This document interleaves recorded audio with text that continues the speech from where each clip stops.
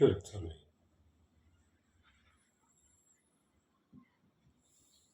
Sir नमस्कार. नमस्कार. आज एक बातमी वाचली की 12वी नंतर विद्यार्थ्यांची संख्या उच्च शिक्षणासाठी पदवीसाठी घटलेली आकडेवारी आज समोर आली वर्तमानपत्रातून. तर ह्याचं काय कारण असेल किंवा विद्यार्थ्यांची संख्या आता उच्च शिक्षण घेण्याकडे विद्यार्थ्यांचा कल नाही का, पालकांची क्षमता नाही की विद्यार्थ्यामध्ये पुढचं शिक्षण घेण्याची इच्छा नाही, असं तुम्हाला काय वाटतं याच्या बाबतीत? देश 21व्या शतकात महासत्ता होणार असल्याच्या वल्गना केल्या जात आहेत आणि त्या पार्श्वभूमीवर नीती आयोगाचा हा जो रिपोर्ट आलेला आहे तो अतिशय धक्कादायक आहे. आता तुम्ही जो मुद्दा उपस्थित केला, गेल्या 5 वर्षामध्ये देशातील 92,000 शाळांना कुलूप लागले. म्हणजे 92,000 शाळा गेल्या 5 वर्षात बंद झालेल्या आहेत. शिक्षण हे वाघिणीचं दूध आहे आणि ते पिलेला माणूस गुरगुरल्याशिवाय राहणार नाही, असं घटनाकार डॉक्टर बाबासाहेब आंबेडकरांनी म्हटलं.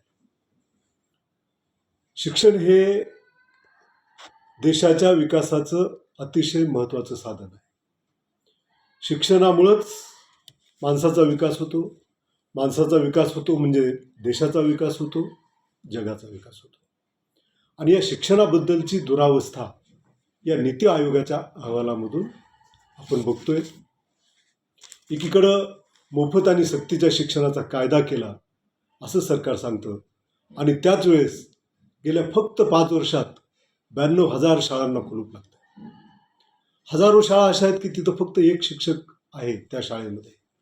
ही 2047 मध्ये होणाऱ्या महाशक्तीची ही सत्यकथा आहे. म्हणून मित्रहो, काळ अतिशय वाईट आहे. गोरगरिबांच्या शिक्षणाचं काय होणार हा शिक्षणप्रेमी नागरिकासमोर, थोड्याशा संवेदना जागृत असलेल्या माणसाच्या समोर पडलेला प्रश्न आहे. ही आकडेवारी आम्ही सांगत नाहीत, हे सरकारचाच नीती आयोग सांगतोय. आणि अनेक शाळा अशा आहेत, हजारो शाळा अशा आहेत की तिथं विद्यार्थीच नाहीत. ही परिस्थिती का ओढवली? सरकारी शाळेपासून, जिल्हा परिषदेच्या शाळेपासून विद्यार्थी का दूर चालले? तर त्याचं कारण असं की या शाळेमध्ये भौतिक सुविधा नाही. म्हणजे अनेक शाळेमध्ये विजेचा प्रश्न आहे, अनेक शाळेला छत नाही. आणि भौतिक सुविधा जाऊ द्या, ठीक आहे, परंतु अनेक शाळेमध्ये शिक्षकच नाहीत. मुख्य विषयाला शिक्षक नाहीत. आणि आता हेच बघा ना, लाखो शाळा जर एक शिक्षकी असतील तर एका शिक्षकानं 4-4, 5-5 वर्गाला शिकवायचं कसं? त्याच एका शिक्षकानं सर्व विषय शिकवायचे कसे? आणि मग त्याच्यामधून दर्जेदार नागरिक कसे घडतील? दुसरीकडे खाजगी शाळेचं जे पेव फुटलेलं आहे, टकाटक इमारत, भौतिक सुविधा, आणि म्हणून मग ऐपत नसली तरीही सामान्य माणूस सुद्धा त्या खाजगी शाळेमध्ये जातोय. हे कुठंतरी थांबलं पाहिजे. त्यासाठी सरकारी शाळा या कॉर्पोरेट शाळेसारख्या का होत नाहीत? तिथं चांगल्या भौतिक सुविधा, चांगल्या इमारतीत, इंटरनेट, त्याच्यानंतर कम्प्युटर, हे सगळं जर दिलं तुम्ही सरकारी शाळेमध्ये तर मुलं कशाला जातील?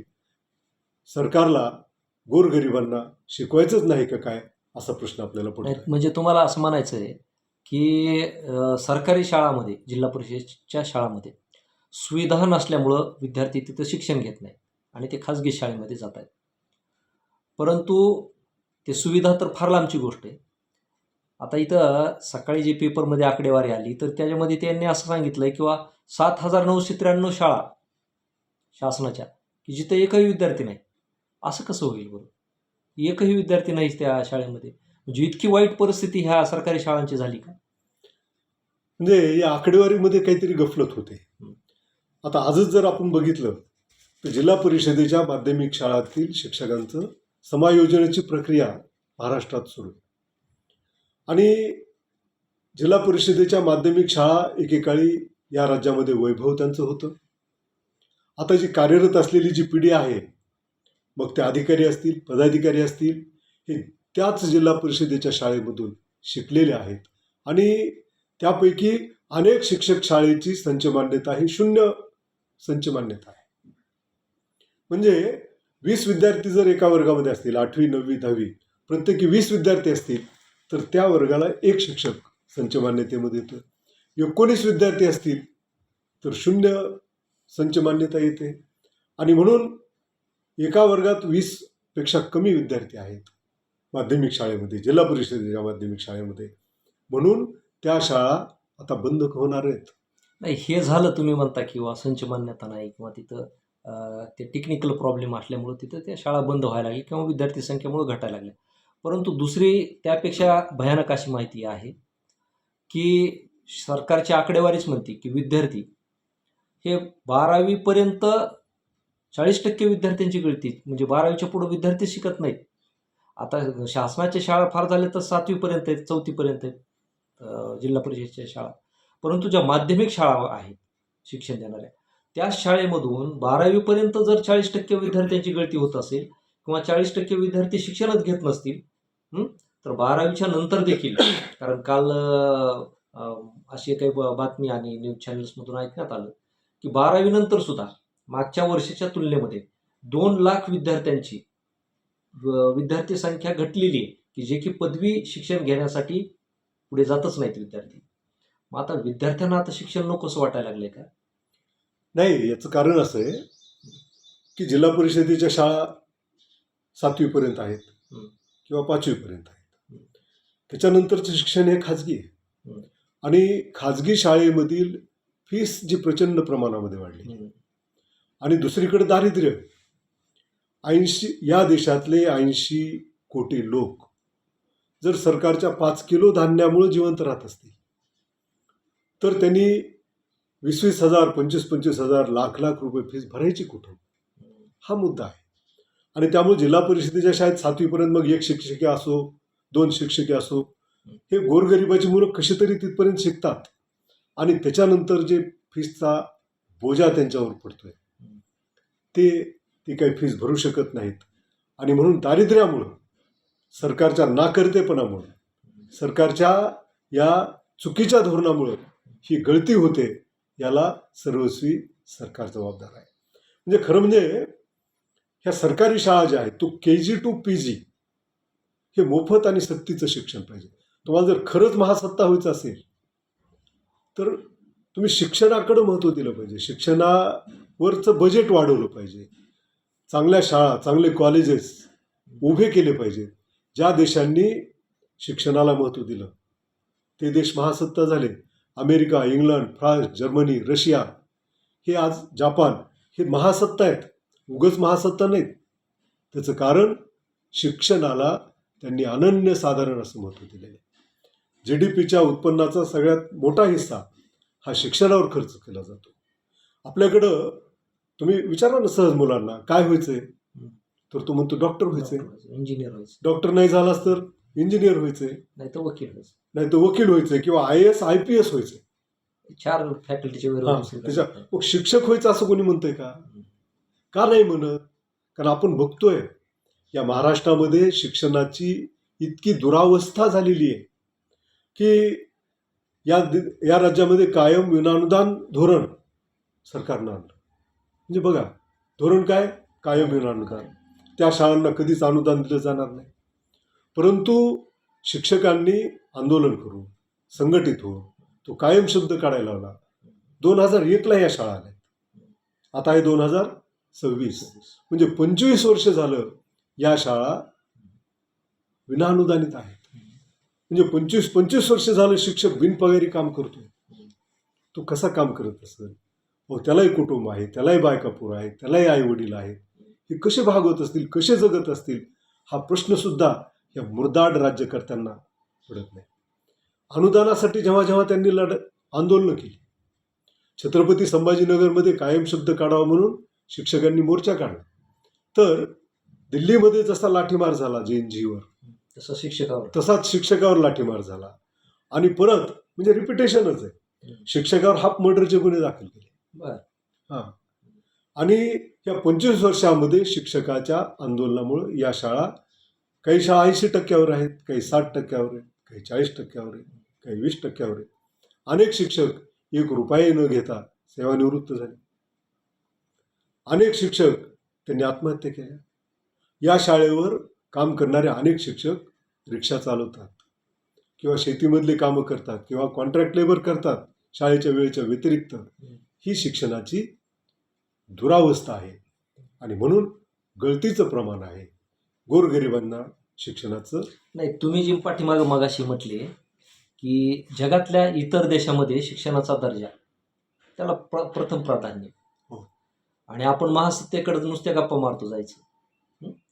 परंतु इकडं आपल्याकडं एकंदर परिस्थिती जर बघितली तर भूक आणि भूक यामधलं दारिद्र्य वाढतंय. आणि मग महासत्तेकडे एकीकडे जाता म्हणता एकीकडे विद्यार्थ्यांची गळती लागलेली आहे, दुसरीकडं शिक्षण हे महाग होत चाललेले, म्हणजे शिक्षणावरती अत्यंत मोठ्या प्रमाणामध्ये खर्च व्हायला लागलेला आहे. आणि तो पे करणं हे सामान्य माणसाच्या आटोक्यात नाही. मग याला शासनाच्या पॉलिसी किंवा जे की शिक्षणाविषयी अनास्था असलेले राज्यकर्ते सत्तेत आल्यामुळे होते असं तुम्हाला म्हणायचं आहे? अगदी बरोबर आहे. राज्यकर्त्याची शिक्षणाबद्दलची अनास्था हे त्याचं प्रमुख कारण आहे. एका विचारवंतानं असं म्हटलेलं आहे की राज्यकर्ते त्यांना हवे असलेलं मनुष्यबळ तयार करणारी शिक्षण पद्धती आणत असतात, राबवत असतात. इंग्रज शिक्षणतज्ञ मेकॉले यांनी एक शिक्षण पद्धती सुचवली. ती शिक्षण पद्धती काय होती? कारकून तयार करणारी होती. म्हणजे ब्रिटिशांना कारकुनाची गरज होती. जगावर त्यांचं राज्य होतं. आणि मग जगावरचं राज्य करत असताना ब्रिटन हा एवढूसा देश, मग सगळे कर्मचारी कुठून येणार तिथून? म्हणून मग त्या देशातल्या लोकांना शिकवा, त्या अशा पद्धतीने शिकवा की ते फक्त कारकुनाच्या नोकऱ्या मागतील. म्हणजे उजळणी त्यांची पक्की, हस्ताक्षर चांगलं. बघतो ना मागच्या आपलं जे शिक्षण होतं आपले, तर त्याच्यामध्ये अक्षरावर खूप भर होता, उजळणीवर भर होता. म्हणजे त्यानं हिशोब केला पाहिजे, त्यानं चांगल्या अक्षरात पत्र लिहिले पाहिजेत, त्याच्यामध्ये काय लिहिले हे त्याला कळलं नाही पाहिजे. आताचे जे राज्यकर्ते आहेत त्यांना काय पाहिजे? कार्यकर्ते पाहिजे. आणि म्हणून एक शिक्षकी शाळा ही त्यासाठीच आहे. म्हणजे शिक्षणाबद्दलचा लोकांचा भ्रमनिरास झाला पाहिजे. आणि शिकून कुठं नोकऱ्या लागतात, शिकून काय होतंय, मग कशाला शिकायचं, अशा प्रकारचं वातावरण जाणीवपूर्वक तयार केलं. नाही, आणखीन एक मुद्दा की पाठीमागं आता वर्षभरापूर्वी आपल्या केंद्रीय सरकारनं एक कायदा केला की आपल्या देशामधले जे टेक्निकल शिक्षण घेतलेली मुलं आहेत, म्हणजे अल्पशिक्षित थोडक्यात, तर यांना कुठल्याही देशामध्ये, आणि मला वाटतं काहीतरी 1-2 देशासोबत करार पण झालेले तसे, की त्यांना त्या देशामध्ये जाण्यासाठी कुठलाही विसा कागदपत्र लागणार नाही किंवा काही शासकीय अडचणी येणार नाहीत विदेशात जाताना, जॉबसाठी जाताना. आणि दुसरी गोष्ट, सरकारनं पण सांगितलं की आता तुम्ही काय करा की टेक्निकल गोष्टीकडे वळा. म्हणजे जे कोर्स 10वी-12वीवरती आहे, म्हणजे उच्च शिक्षण घेऊ नका असा एकतर्फी संदेश त्यातून आपण मानू दुसऱ्या बाजूला. आणि हे टेक्निकल शिक्षण घेतल्यानंतर तुम्हाला जगामध्ये प्रचंड जॉब आहे. तुम्ही जसं आता म्हटले का नाही, मनुष्यबळ पुरविणारे. ब्रिटिशांना गरज होती कारकुनाची, त्यांनी कारकुनापुरतं शिक्षण दिलं. परंतु आता आपलं सरकारच म्हणतंय की तुम्ही 10वी-12वीच्या पुढे शिकू नका, एक डिप्लोमा करा आणि जगामध्ये जा. मग आता हे राज्यकर्ते आपल्याला काय कामगार म्हणून आता पाठवायला लागले बाहेरच्या देशामध्ये. काय म्हणजे आता तुम्ही कामगार म्हणून जागा फक्त, आणि कामगार म्हणून राहा, जगाला सेवा द्या कामगार म्हणून. अशी परिस्थिती जर हे राज्यकर्तेच बोलून दाखवत असले तर ह्या देशाचं भवितव्य काय? म्हणजे अतिशय नाचक्की करणारं हे धोरण आहे. देशाची नाचक्की, देशाची इज्जत जी आहे ते धुळीला मिळवणार आहे. म्हणजे मागच्या 70-75 वर्षामध्ये एक देशाची इमेज जी जगामध्ये तयार झाली होती. एक मग राजकीय धोरण असेल, अलिप्ततावादी धोरण. जग जेव्हा 2 गटामध्ये विभागलेलं होतं, अमेरिकेच्या नेतृत्वाखालचा भांडवलशाही देशांचा गट आणि रशियाच्या नेतृत्वाखालचा साम्यवादी देशाचा गट, या दोन्ही गटामध्ये आपण सामील न होता एक तटस्थ धोरण, अलिप्ततावादी धोरण आपण स्वीकारलं होतं. आणि त्याचं नेतृत्व म्हणजे ह्या तिसऱ्या जगाचं नेतृत्व भारत करत होता. आणि दोन्ही गट हे आपल्याकडं आदरानं बघत होते.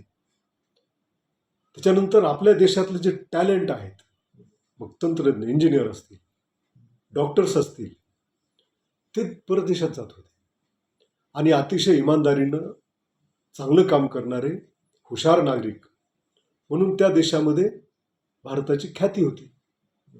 परंतु 10वी-12वीच्या नंतर एक डिप्लोमा करा आणि परदेशामध्ये जा, म्हणजे मजूर म्हणूनच आपल्याकडे बघितलं जाईल ना. बरोबर आहे. जसं की महाराष्ट्रामध्ये बिहारचे लोक येतात, कामगार येतात, मग त्याला बिहारी म्हणून आपण काय म्हणतो?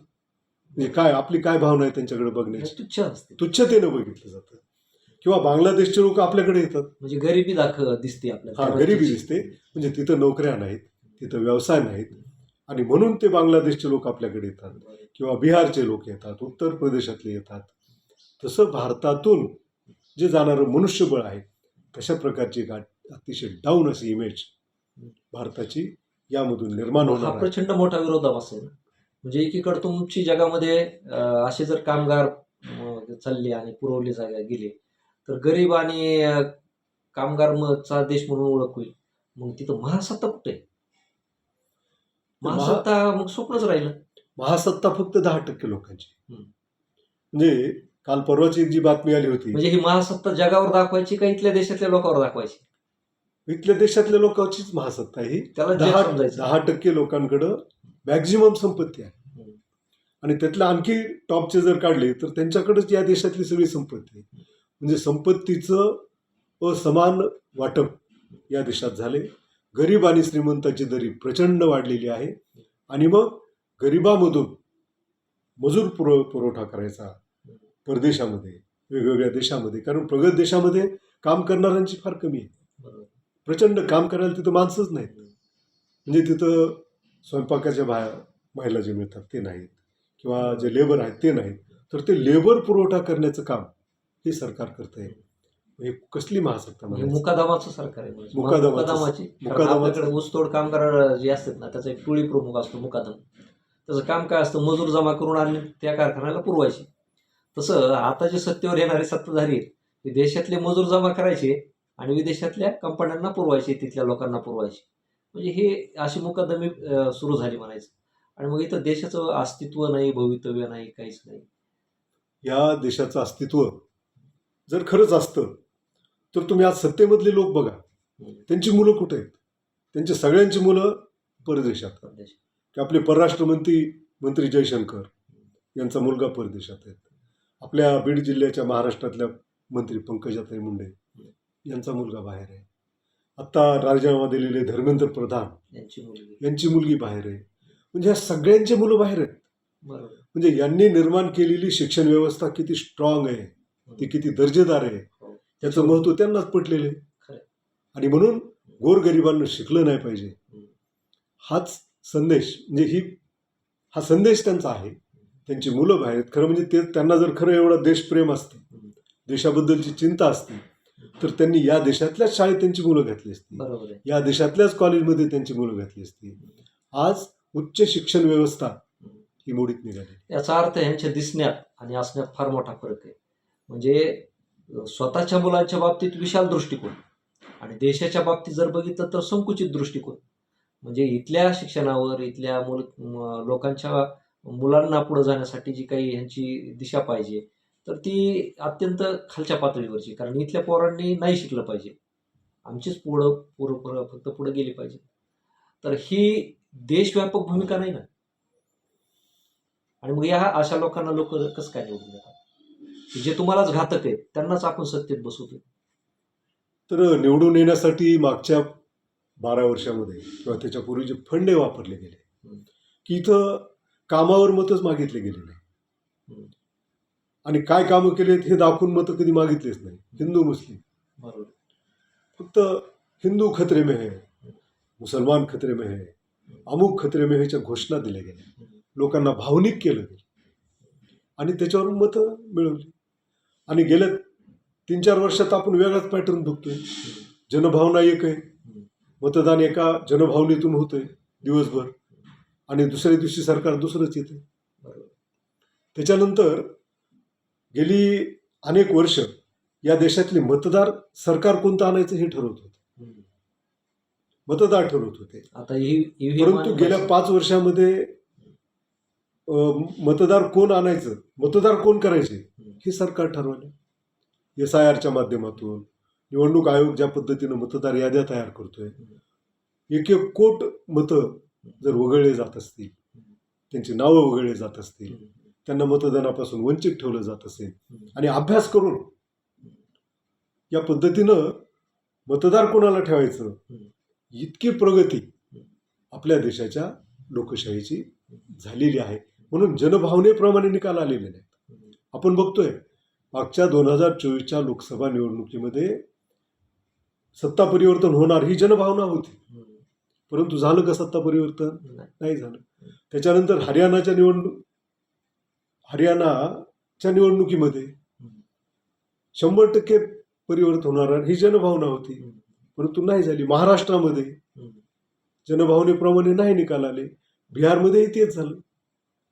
म्हणजे आता सरकार मतदार कोण आहेत हे ठरवू लागले, आणि कोण निवडून येणार हे पण सरकार ठरवलं. तुम्ही म्हणले ना, आता SIRचा मुद्दा तुम्ही काढला. परवा दिवशी रोहित पवारांनी एक पोस्ट केलेली होती, आणि त्यांनी त्यांच्या सोशल मीडियावरती त्या पोस्टवरती काही फोटोग्राफ, स्क्रीनशॉट पण टाकले.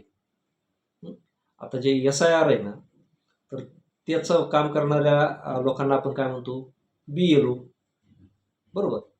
परंतु त्याला पॅरेलल आणखीन एक सिस्टीम सध्या कार्यरत आहे, त्याला BLA म्हणतात. आता BLA म्हणजे काय माहिती का, की जे भाजप समर्थक किंवा त्यांच्या विचारधारेचे समर्थक अशी लोक, की प्रत्येक गावामध्ये, प्रत्येक बूथवर, प्रत्येक नेमण्यात आलेली आहेत. कारण हे खूप म्हणजे भयानक आहे. कारण त्यांनी पोस्ट टाकली ना, तर त्यावेळेस ते लक्षात आलं. कारण लोकांच्या पण लक्षात येत नाही. आपण काय करतो, की आपला मतदान यादीचा फॉर्म वगैरे सबमिट करतो, त्याचं ते मॅपिंग वगैरे होतं, आपल्याला रिसिप्ट दिली जाते, आपल्याला वाटतं आपलं सक्सेस झालं आता SIR, आता काही चिंता नाही. परंतु ज्यावेळेस ती ॲपमध्ये ती माहिती भरली जाते त्या BLO कडून, तर त्यावेळेस त्याच्यामध्ये ऑप्शन आहे बरं का. ऑप्शन काय माहिती का, की आपला,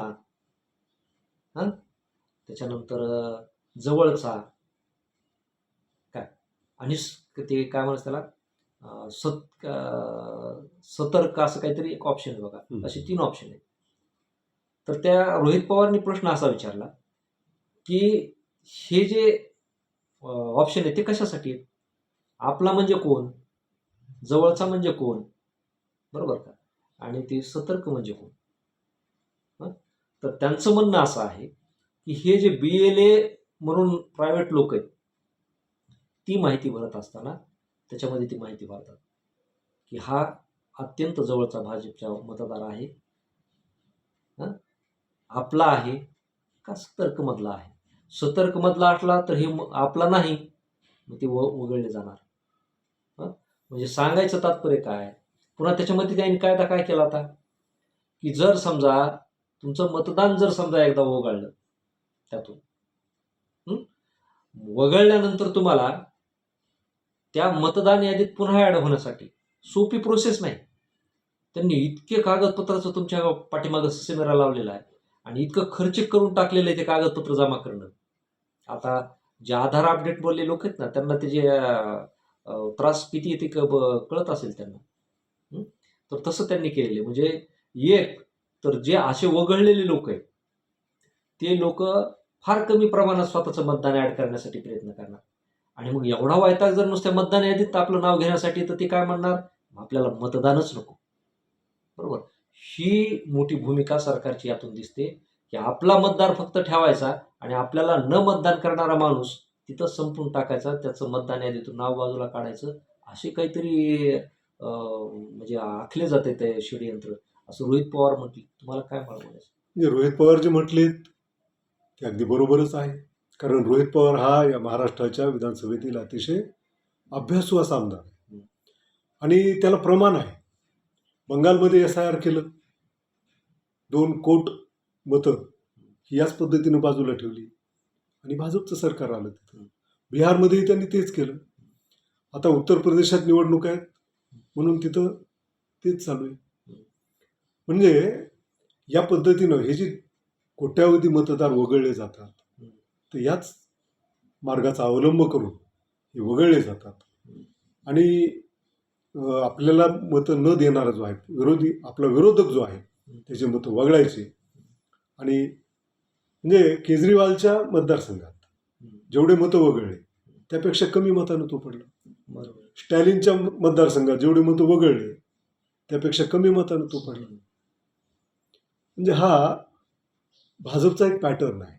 नाही, मग असा जर पॅटर्न यांचा चालत राहिला तर इथं लोकशाही कुठे?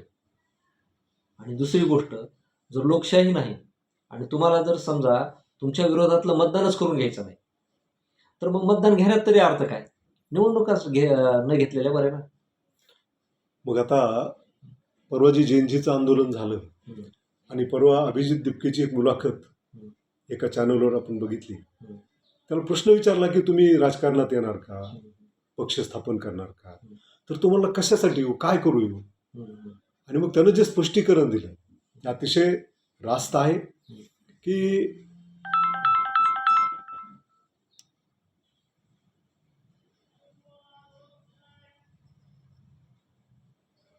त्यानं जे स्पष्टीकरण दिलं ते अतिशय रास्त आहे.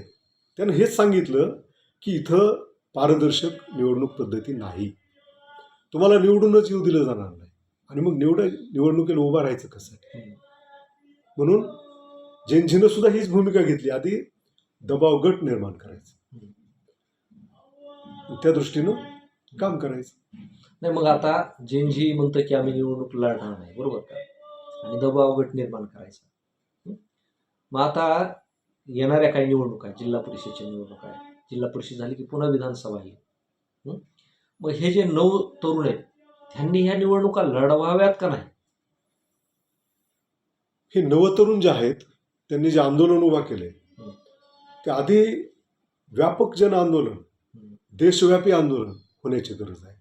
आणि आज जे काही या देशातल्या लोकशाहीची अवस्था करून टाकलेली आहे विद्यमान राज्यकर्त्यांनी, सगळ्या संस्था मोडून टाकलेल्या, म्हणजे लोकांचा कुणावरच विश्वास नाही, ना सर्वोच्च न्यायालयावर विश्वास आहे, ना निवडणूक आयोगावर विश्वास आहे. ईडी सीबीआय तर आपण बघतोय फक्त त्या विरोधकांच्याच मागे लागतात. सत्तेच्या बाजूनं असलेल्या लोकांचा प्रचंड आर्थिक घोटाळे त्यांना दिसत नाहीत. आणि म्हणून तरुणाईला अगोदर ह्या लोकशाही व्यवस्था ज्या आहेत त्या नीट कराव्या लागतील आणि त्या लोकांच्या दबावातूनच नीट होतील. जसं की या सरकारमध्ये राजीनामे होत नाहीत असं राजनाथ सिंग म्हणाले होते. हे काही युपीए गव्हर्नमेंट नाही, हे एनडीए गव्हर्नमेंट आहे आणि एनडीए गव्हर्नमेंटमध्ये राजीनामे होत नाहीत.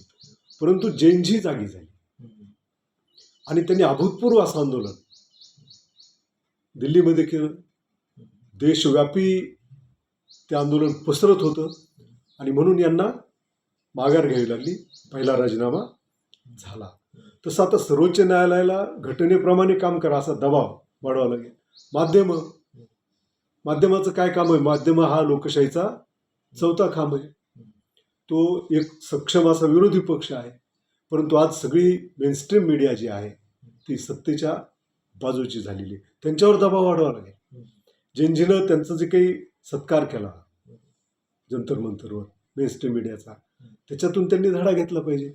आणि म्हणून त्यांनी जी भूमिका घेतली, त्यांनी राजकारणात डायरेक्ट न येता त्यांनी अगोदर या व्यवस्था भानावर आणल्या पाहिजेत, त्यांचं डोकं ठिकाणावर आणलं पाहिजे.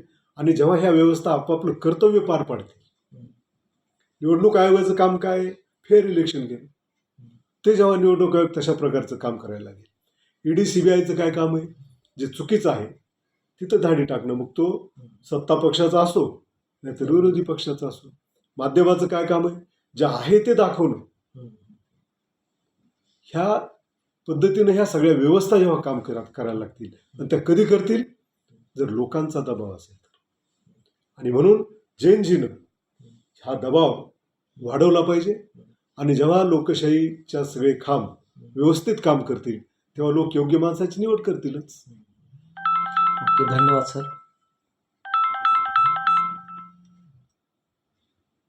कोण